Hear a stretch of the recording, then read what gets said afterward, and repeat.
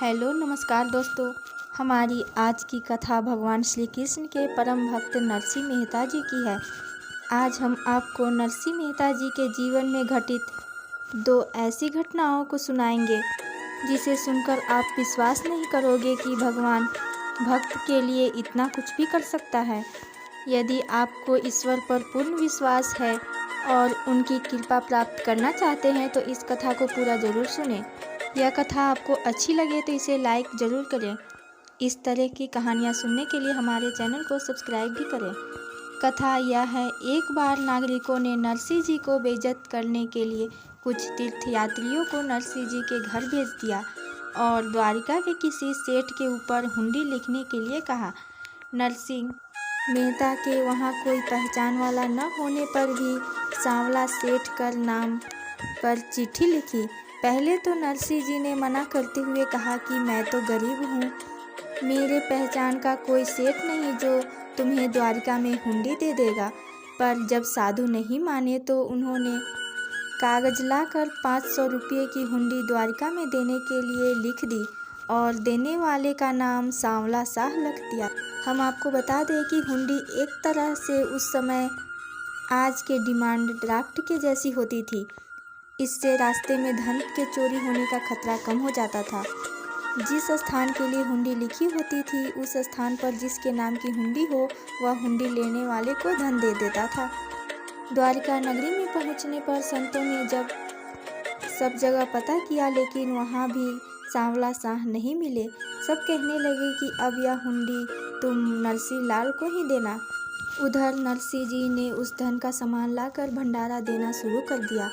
जब सारा भंडारा हो गया तो अंत में एक वृद्ध संत भोजन के लिए आए। नरसिंह जी की पत्नी ने जो सारे बर्तन खाली किए और जो आटा बचा था उसकी 4 रोटियां बनाई, उस वृद्ध संत को खिलाई। जैसे ही उस संत ने रोटी खाई वैसे ही उधर द्वारिका में भगवान ने सांवला साह के रूप में प्रकट होकर संत को हुंडी दे दी। नरसिंह मेहता के जीवन में घटित दूसरी घटना यह है, नानी बाई का मायरा। भक्त नरसिंह की भगवान की भक्ति पर आधारित कथा है जिसमें मायरा अर्थात भात, जो कि मामा या नाना द्वारा कन्या को उसकी शादी में दिया जाता है। नरसिंह के पास कुछ भी धन नहीं होने के कारण उनकी भक्ति की शक्ति से वह भात स्वयं भगवान श्री कृष्ण लाते हैं। लोचना बाई नानी बाई की पुत्री थी।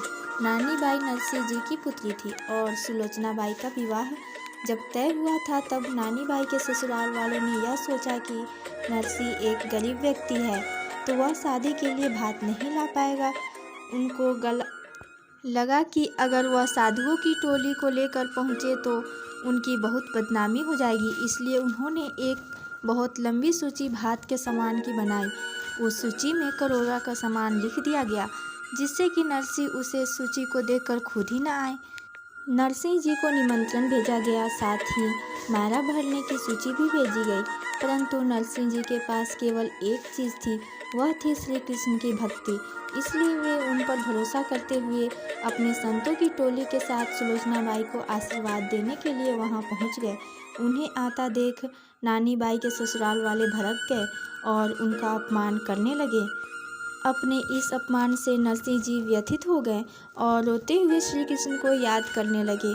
नानी बाई भी अपने पिता के इस अपमान को बर्दाश्त नहीं कर पाई और आत्महत्या करने के लिए दौड़ पड़ी, परंतु श्री कृष्ण ने नानी बाई को रोक दिया और उससे यह कहा कि कल वह स्वयं नरसिंह के साथ मायरा भरने के लिए आएंगे। दूसरे दिन नानी बाई बड़ी ही उत्सुकता के साथ श्री कृष्ण और नरसिंह जी का इंतजार करने लगी और तभी सामने देखती है कि नरसिंह जी संतों की टोली और कृष्ण जी के साथ चले आ रहे हैं और उनके पीछे ऊँटों और घोड़ों की लंबी कतार आ रही है जिसमें सामान लदा हुआ है। दूर तक बैलगाड़ियाँ ही बैलगाड़ियाँ नजर आ रही थी। ऐसा मायरा न अभी तक किसी ने देखा था और न ही देखेगा। यह सब देखकर ससुराल वाले अपने किए पर पछताने लगे। उनके लोभ को भरने के लिए द्वारकाधीश ने 12 घंटे तक स्वर्ण मुद्राओं की वर्षा की। नानी बाई के ससुराल वाले उस सेठ को देखते ही रहे और सोचने लगे कि कौन है ये सेठ और ये क्यों नरसिंह जी की मदद कर रहा है। जब उनसे रहा न गया तो उन्होंने उनसे पूछा कि कृपा करके अपना परिचय दीजिए और आप नरसिंह जी की क्यों सहायता कर रहे हैं। उनके इस प्रश्न के उत्तर में जो जवाब सेठ ने दिया वही इस कथा का संपूर्ण सार है तथा इस प्रसंग का केंद्र भी है। इस उत्तर के बाद सारे प्रश्न अपने आप ही समाप्त हो जाते हैं। सेठ जी का उत्तर था, मैं नरसिंह जी का सेवक हूँ, उनका अधिकार चलता है मुझ पर। जब कभी भी ये मुझे पुकारते हैं मैं दौड़ा चला आता हूँ इनके पास। जो ये चाहते हैं मैं वही करता हूँ। इनके कार्य को पूर्ण करना ही मेरा कर्तव्य है।